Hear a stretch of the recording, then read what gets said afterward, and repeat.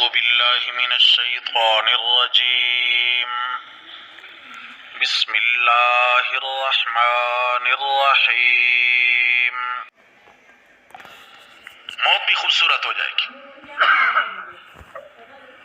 آپ صلی اللہ علیہ وسلم نے خود اپنی عادت بنائی ہے. آپ اپنے اوپر دم کیا کرتے تھے اور کبھی صحابہ اپنے چھوٹے بچوں کو بھی لے آتے, یا رسول اللہ ہمارے بچوں کو دم کر دیں. نبی علیہ الصلوۃ والسلام سورہ فاتحہ پڑھ کر دم بھی کر دیا کرتے تھے.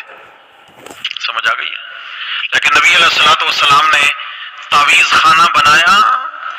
بولو بھائی, ناراض ہو گئے نا؟ یہاں کیا ہوتا ہے جی؟ ہاں بھائی, یہ تعویذ جو ہے نا, 10 کلو بکرے کا گوشت لے آنا, میں تعویذ لکھوں گا وہ بھی زعفران سے, اور اس میں رکھ کر دے دوں گا آپ کو. وہ تعویذ اور وہ گوشت آدھی رات کے وقت آپ نے جا کر پرانے قبرستان کی کسی کچی قبر میں دفنانا ہے. اور خیال کرنا, پیچھے مڑ کر نہیں دیکھنا. پیر صاحب نے کیسا نفسیاتی حملہ کیا. پیچھے مڑ کر, اس کی آدھی روح تو وہی نکل جاتی ہے کہ پتہ نہیں کیا ہونے والا ہے. پیچھے مڑ کر نہیں دیکھنا, قبر میں دفنانا ہے. کہتا ہے استاد جی یہ تو مشکل ہو جائے گا حضرت, یہ تو وہ کہتا ہے اچھا گھبرا گئے ہو نا, ٹھیک ہے تم بکرے کا گوشت لے آنا, قبرستان میں کسی کے ذریعے دفنا دوں گا, دفن کروا دوں گا. وہ قبرستان نہ صحیح, یہ قبرستان صحیح. ہاں بھائی, جائے گا قبرستان میں, وہ نہ صحیح. ہوتا ہے نہیں ہوتا ہے بھائی؟ کیسے حملے ہیں.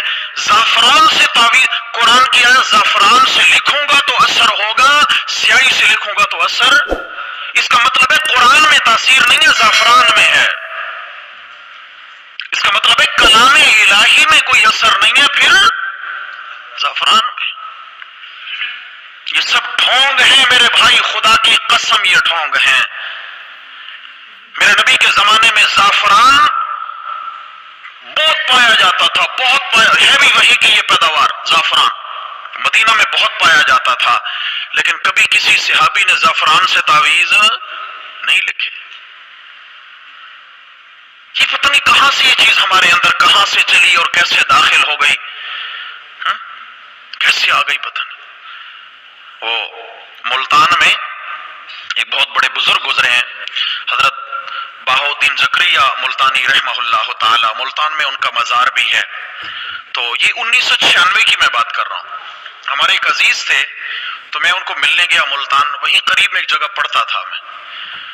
تو نے کہا کہ چلتے ہیں آپ کو حضرت بہاؤالدین زکریا رحمہ اللہ کا مزار دکھاتے ہیں. تو میں بھی چلا گیا کہ چلتے ہیں وہاں جا کے دعا کر لیں گے ان کے لیے. اللہ کے نیک بندے گزرے ہیں, بڑے ولی اللہ گزرے ہیں.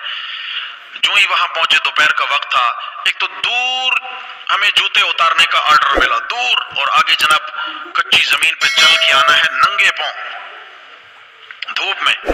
خیر بہرحال اتار دیے, اور جب دروازے پر پہنچے, اگر میرے علاوہ کسی ساتھی نے وہ جگہ دیکھی ہے تو یقیناً وہ گواہی دیں گے کہ واقعی ایسا ہوتا ہے وہاں پہ. میں نے اپنی ان گناہگار آنکھوں سے دیکھا ہے. وہاں پہ ایک مجاور صاحب بیٹھے ہیں, کوئی گدی نشین ہوں گے, پتہ نہیں کیا ہیں, بہرحال میرے جیسے 4-6 نکلیں گے اس میں سے. بیچارہ امت کے غم میں سوکھ سوکھ کے ہاتھی ہو گیا ہے. امت کے غم, گوتکیا کی ٹیک لگا کے لیٹے ہوئے ہیں, اور نوجوان لڑکیاں ان کے پاؤں دبا رہی ہیں, بلکہ پاؤں سے آگے بڑھ کے رانے دبا رہی تھی. اور برابر میں جناب علی فوٹو سٹیٹ تعویذوں کا ڈھیر لگا ہوا ہے جی. ایک باکس رکھا ہے, اس میں فوٹو سٹیٹ تعویذات ہیں, فوٹو کاپی ہوئی ہیں. لائن میں لوگ کھڑے ہیں, آتے ہیں جی, نذرانہ دیتے ہیں, اور حضرت صاحب تعویذ اٹھا کے یہاں سے یوں پکڑا رہے ہیں بے توجہی سے, اور خوش گپیاں ان عورتوں سے چل رہی ہیں حضرت کی. اور اندھی قوم اعتقاد رکھ کے جناب وہ فوٹو کاپیاں تعویذات لیتے جا رہے ہیں, اور وہاں نذرانے شکرانے دیتے جا رہے ہیں, اور چلے جا رہے ہیں. ایمان سے بتائیں, میرے پیارے نبی یہی دین لے کر آئے تھے؟ بولتے نہیں ہیں بھائی.